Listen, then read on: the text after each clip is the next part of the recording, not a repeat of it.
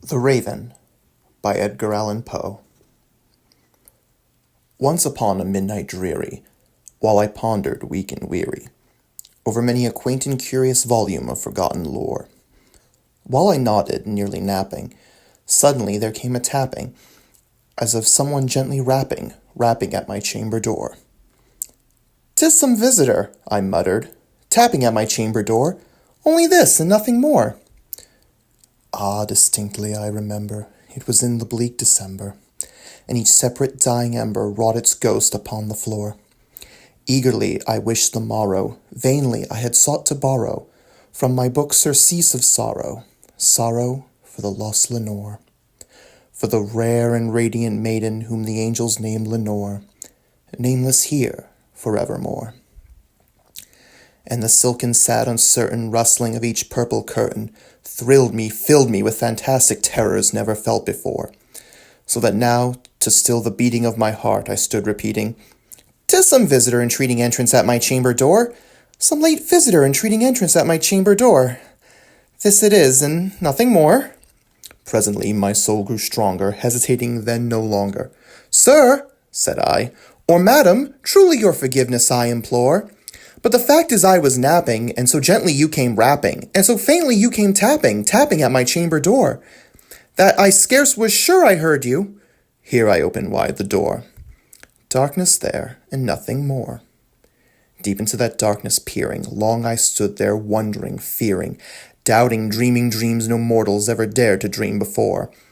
But the silence was unbroken, and the stillness gave no token, and the only word there spoken was the whispered word, "Lenore?" This I whispered, and an echo murmured back the word, "Lenore." Merely this, and nothing more. Back into the chamber turning, all my soul within me burning, soon again I heard a tapping somewhat louder than before. "Surely," said I, "surely this is something at my window lattice. Let me see then where the thread is, and this mystery explore. Let my heart be still a moment, and this mystery explore. 'Tis the wind and nothing more." Open here I flung the shutter, when with many a flirt and flutter, in there stepped a stately raven of the saintly days of yore. Not the least obeisance made he, not a minute stopped or stayed he, but with mine of lord or lady perched above my chamber door, perched upon a bust of Pallas just above my chamber door, perched and sat, and nothing more. Then this ebony bird beguiling my sad fancy into smiling, by the grave and stern decorum of the countenance it wore. "Though thy crest be shorn and shaven, thou," I said, "art sure no craven? Ghastly, grim, and ancient raven wandering from the nightly shore, tell me what thy lordly name is on the night's Plutonian shore." Quoth the raven, "Nevermore." Much I marvelled this ungainly fowl to hear discourse so plainly, though its answer little meaning, little relevancy bore. For we cannot help agreeing that no living human being ever yet was blessed with seeing bird above his chamber door, bird or beast upon the sculptured bust above his chamber door, with such a name as Nevermore. But the raven sitting lonely on the placid bust spoke only that one word, as if his soul in that one word he did outpour. Nothing further then he uttered, not a feather then he fluttered, till I scarcely more than muttered, "Other friends have flown before. On the morrow he will leave me, as my hopes have flown before." Then the bird said, "Nevermore."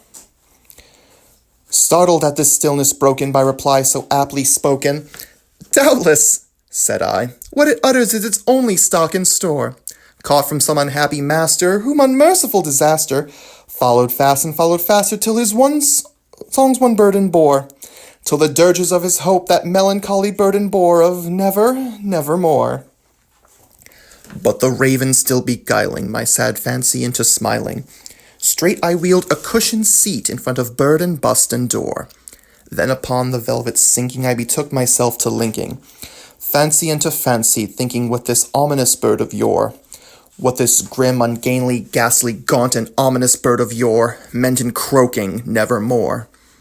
This I sat engaged in guessing, but no syllable expressing, to the fowl whose fiery eyes now burned into my bosom's core.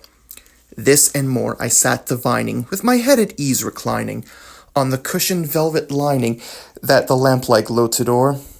but whose velvet violet lining with the lamp-like gloating o'er, she shall press, nevermore. Then methought the air grew denser, perfume from an unseen censer, swung by seraphim whose footfalls tinkled on the tufted floor. Wretch, I cried, thy God hath lent thee, by these angels he hath sent thee, respite, respite and nepenthe from my memories of Lenore. Quaff, oh quaff this kind nepenthe, and forget this lost Lenore. Quoth the raven, nevermore. Prophet, said I, thing of evil, prophet still if bird or devil, whether tempter sent, or whether tempest tossed thee here ashore, desolate yet all undaunted, on this desert land enchanted, on this home by horror haunted, tell me truly, I implore. Is there balm in Gilead? Tell me truly, I implore. Quoth the raven, nevermore. Prophet, said I, thing of evil, prophet still if bird or devil, by that heaven that bends above us, by that God we both adore, tell this soul with sorrow laden, if within the distant Aidenn it shall clasp a sainted maiden whom the angels name Lenore, clasp a rare and radiant maiden whom the angels name Lenore. Quoth the raven, nevermore. Be that word our sign of parting, bird or fiend, I shrieked, upstarting. Get thee back into the tempest and the night's Plutonian shore. Leave no black plume as a token of the lie thy soul hath spoken. Leave my loneliness unbroken. Quit the bust off of my door. Take thy beak from out my heart, and take thy form from off my door. Quoth the raven, nevermore.